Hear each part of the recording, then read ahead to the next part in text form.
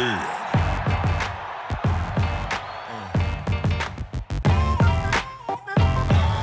Salut à tous, c'est BizBiz. Alors aujourd'hui l'épisode 391 du Zap Image. Comme d'habitude, je vous mets des images de foot d'actualité ou des images anciennes, on en parle un peu et c'est parti. On va commencer et souhaiter un petit anniversaire aujourd'hui. C'est celui de Nicolas Otamendi qui fête aujourd'hui ses 30 ans, donc défenseur actuel de Manchester City. En plus il est vraiment très bon depuis le début de la saison. Donc il est aussi argentin, on le verra sûrement à la Coupe du Monde avec l'Argentine en l'été prochain. Donc bon anniversaire à Otamendi. Ensuite on revient en France, on va parler du dernier match de la 25e journée de Ligue 1 entre l'Olympique Lyonnais et le Stade Rennais. Donc vous pouvez voir le score 2-0 pour Rennes. Donc Lyon, c'est vrai qu'ils n'arrivent plus du tout ces temps-ci depuis leur victoire face au Paris Saint-Germain, mais ils enchaînent les défaites Lyon, et surtout leur objectif c'est d'arriver deuxième pour pouvoir être qualifié pour la prochaine Ligue des Champions, parce que voilà ça ramène beaucoup d'argent au club et il le sait, Jean-Michel Aulas, c'est les résultats de l'Olympique Lyonnais là, ces temps-ci c'est catastrophique. Donc voilà, encore une défaite pour Lyon. Ensuite une déclaration cette fois-ci de Marcelo, donc le défenseur de l'Olympique Lyonnais. Donc il a dit je porte une grosse responsabilité sur ce match, le premier but est de ma faute, je m'excuse auprès du staff et de mon coéquipier. Donc lui depuis le début de saison il est vraiment très bon, très régulier Marcelo, mais hier pour ceux qui ont vu le match face au Stade Rennais, voilà, le premier but même lui il le dit c'est de sa faute. Donc voilà ce qu'a dit Marcelo. Ensuite une déclaration cette fois-ci de Genesio, l'entraîneur de l'Olympique Lyonnais. Il a dit mon analyse c'est qu'on a de nouveau joué qu'une période sur les deux, on a oublié de débuter le match à 21h, on l'a fait à 22h. Donc c'est ça les derniers matchs de l'Olympique Lyonnais, c'est que les premières mi-temps ils sont catastrophiques et les deuxièmes mi-temps ils se réveillent. Je me souviens du match face à Bordeaux où je crois qu'ils perdaient déjà à la mi-temps, ils avaient fait n'importe quoi en première et en deuxième ils ont montré un autre visage, ça a été la même chose hier soir. Et une dernière info sur l'Olympique Lyonnais est sur 3 défaites consécutives en Ligue 1, donc depuis la victoire face au Paris Saint-Germain, mais il reste quand même sur 3 défaites consécutives et surtout hier encore une fois à domicile. Ensuite jeter un coup d'œil à tous les autres résultats de cette 25e journée de Ligue 1. Donc avec la défaite de Lyon, ça profite surtout à l'AS Monaco parce qu'ils sont imposés quand même 4-0 à Angers, et au Paris Saint-Germain qui sont imposés 1-0 face à Toulouse. Donc voilà les gars, tous les résultats de cette 25e journée de Ligue 1, et vous pouvez aller jeter rapidement un coup d'œil au classement actuel donc PSG premier, Monaco deuxième et Marseille troisième. Et on va continuer avec l'Olympique de Marseille. Il y a une très mauvaise nouvelle pour l'OM. Donc officiellement Mandanda souffre d'une déchirure aux ischio-jambiers de la cuisse droite, il sera absent 2 semaines. Donc voilà, mauvaise nouvelle pour Marseille, leur gardien Mandanda sera absent, donc il sera pas là jeudi pour l'Europa League face à Braga. Ensuite les Tigres et le club América se sont quittés sur un match nul 1 partout cette nuit. Jérémy Ménez et André-Pierre Gignac sont les 2 buteurs de la rencontre. Donc voilà les gars, on voit que les Français se portent très bien dans le championnat mexicain, parce que les deux ont marqué, Gignac et Ménez. Ensuite on se dirige en Angleterre et on va parler de quelques résultats. On va commencer avec celui de Liverpool qui sont imposés hier face à Southampton. Donc Liverpool conserve la 3e place de Premier League, Southampton s'enfonce à la 18e place. Donc on a encore une victoire pour Liverpool à l'extérieur, et on peut voir que les buteurs comme d'habitude Mohamed Salah, et le deuxième c'est Firmino. Donc cette saison toute compétition confondue pour voir les stats de Firmino et de Salah. Donc Firmino 20 buts 11 passes décisives, ce qui est quand même énorme, et la même chose pour Salah qui est encore plus énorme là, ses stats 29 buts et 8 passes décisives. Ensuite on continue avec un autre club en Angleterre. On va parler du leader actuel, c'est Manchester City. Donc ils sont imposés quand même 5-1 face à Leicester. Donc n'oubliez pas que déjà Manchester City demain se déplace au FC Bâle, donc c'est pour ça une victoire 5-1. On est en pleine confiance. Donc City s'impose grâce à un quadruplé d'Aguero, donc 4 buts pour le buteur argentin, et Kevin De Bruyne, auteur d'un triplé de passes décisives. Donc voilà ce magnifique match de City.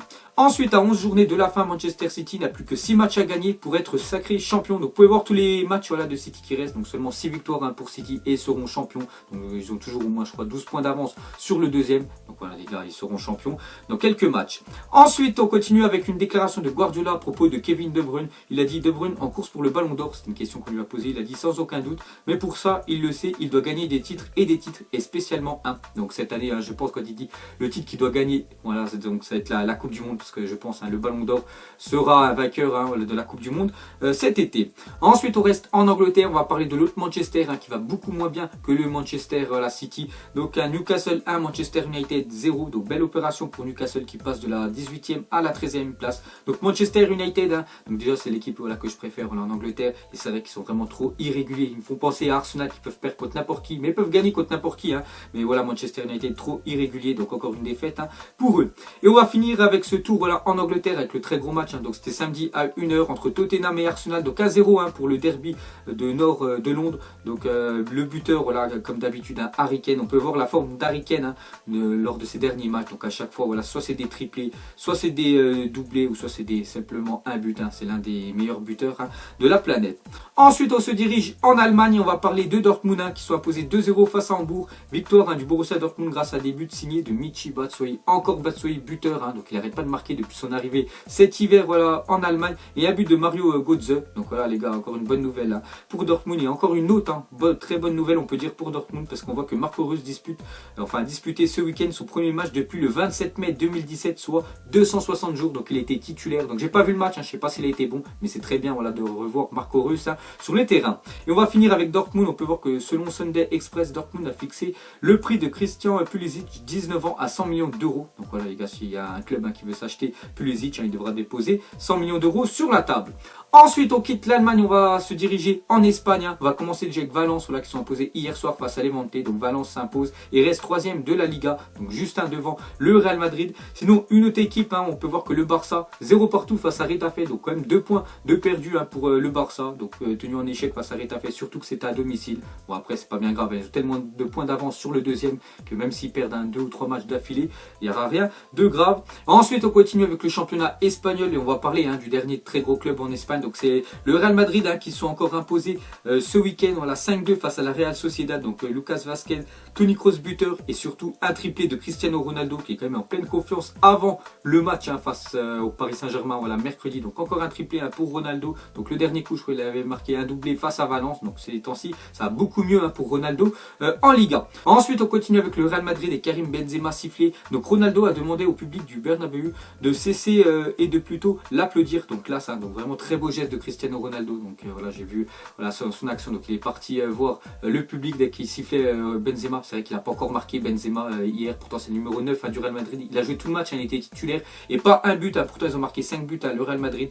Donc voilà, quand il loupait une frappe, bien sûr le public est mécontent parce que Benzema ne marque pas. Donc il sifflait bien sûr Benzema. Donc Ronaldo est parti les voir. Donc il leur a dit il ne faut pas bien sûr siffler Benzema. Il faut plutôt l'applaudir. Donc voilà le très beau geste quand même de Cristiano Ronaldo envers Benzema. Ensuite, j'étais un coup d'œil à la une journal Marca. Donc c'était hier, dimanche. Donc c'est marqué en gros l'artillerie est prête pour le PSG. Donc c'est vrai, après 5 buts inscrits, surtout un triplé de Cristiano Ronaldo. Donc on va dire c'est le meilleur joueur voilà, du Real Madrid. Donc ils sont en pleine confiance le Real Madrid. Donc voilà le choc mercredi. Ensuite on continue cette fois-ci avec une déclaration de Zidane. Il a dit le triplé de Ronaldo. Il a dit il aurait pu en marquer encore 1 ou 2 de plus. C'est de bon augure pour mercredi, pour nous et pour toute l'équipe. Donc voilà, on peut voir que le Real Madrid est prêt et que Zidane voilà, est vraiment confiant pour son équipe. Une autre déclaration cette fois-ci du capitaine du Real Madrid avant le match face au PSG. Il a dit, donc c'est Ramos déjà, il a dit tout peut se passer contre les Parisiens. Il faudra jouer avec intensité. On va tout tenter contre le PSG. Il ne faudra pas avoir de regrets et tout faire pour gagner. Donc voilà la déclaration de Ramos. Donc ils vont tout donner. De toute façon, il ne reste plus que ça, bien sûr. Le Real Madrid. Ensuite, on continue sur cette énorme affiche mercredi. Et cette fois-ci, une déclaration de Carvajal qui ne sera pas de la partie parce qu'il est suspendu. Mercredi soir, il a dit nous jouons notre saison contre le PSG. C'est une réalité, pas besoin d'en dire plus. C'est la compétition pour laquelle il nous reste de vraies options. Ça nous est complètement égal que le PSG soit donné favori. Donc c'est vrai, d'après les bookmakers là, en Angleterre, le Paris Saint-Germain a une plus petite cote voilà, que le Real Madrid. Donc normalement c'est le PSG voilà, qui est favori. Bon après je pense plus le match retour parce que le match aller, vu que le match est en Espagne, je pense quand même que le Real est favori. Donc voilà la déclaration de Carvajal. Et pour finir, une autre déclaration encore de Carvajal. Il a dit pour jouer contre Neymar, il n'y a pas de recette pour l'arrêter. Juste à espérer que ce ne sera pas son jour. J'espère que mercredi, ça ne sera pas son jour. Voilà, donc la déclaration de Carvajal pour Neymar. Donc j'espère juste que Neymar, mercredi, il va faire du sale. Ensuite, on revient sur Ronaldo depuis son arrivée au Real Madrid. Donc en tout, 422 matchs, 430 buts pour Cristiano Ronaldo, joueur ayant inscrit le plus de triplés en Liga, 33. Donc vraiment respect à monsieur Ronaldo. Ensuite, on va continuer avec peut-être une bonne nouvelle pour Ronaldo parce que son pays, voilà, le Portugal, a remporté ce samedi l'Euro de futsal 2018, 3-2 après prolongation face à l'Espagne. Donc bravo à l'équipe portugaise. Ensuite, les joueurs du Napoli ont rendu hommage à Goulam, victime d'une fracture de la rotule droite vendredi à l'entraînement. Donc on avait parlé un samedi que voilà, il était encore blessé, enfin il s'était reblessé à l'entraînement à Goulam. Donc pendant pas mal de temps, il va être indisponible. On voit que toute l'équipe du Napoli ont porté son maillot. Donc vraiment très beau geste de leur part. Ensuite, officiel, Ulreich étend son contrat jusqu'en 2021 avec le Bayern Munich. Donc actuellement, c'est le gardien quand même numéro 1 du Bayern, vu que Manuel Neuer est toujours quand même blessé. N'oubliez pas quand même qu'il a été blessé l'année dernière en quart de finale de la Ligue des Champions entre le Real Madrid et le Bayern. Ça va faire quasiment un an que quand même Neuer ne goal plus et c'est toujours Ulreich. Donc on voit que le Bayern a reprolongé son contrat. Ensuite, on continue avec le Bayern. On peut voir le tirage au sort des demi-finales de la Coupe d'Allemagne. Donc ce sera Leverkusen face au Bayern. Donc un match à l'extérieur pour le Bayern et Schalke 04 face à Francfort. Ensuite, on va parler de l'Olympique Lyonnais, mais l'Olympique Lyonnais féminin cette fois-ci, pas les garçons, parce que les garçons font que de perdre. Mais bonne nouvelle quand même pour Lyon, parce qu'après s'être imposé 20-0 face à Besançon et 10-0 face à Isère au dernier tour, les joueuses de l'Olympique Lyonnais se qualifient pour les quarts de la Coupe de France après un succès 11-0 contre Toulouse. Donc regardez tous les buts qu'ils ont marqués, donc ça fait quand même 41 buts en 3 matchs, voilà pour l'équipe lyonnaise, voilà, féminin.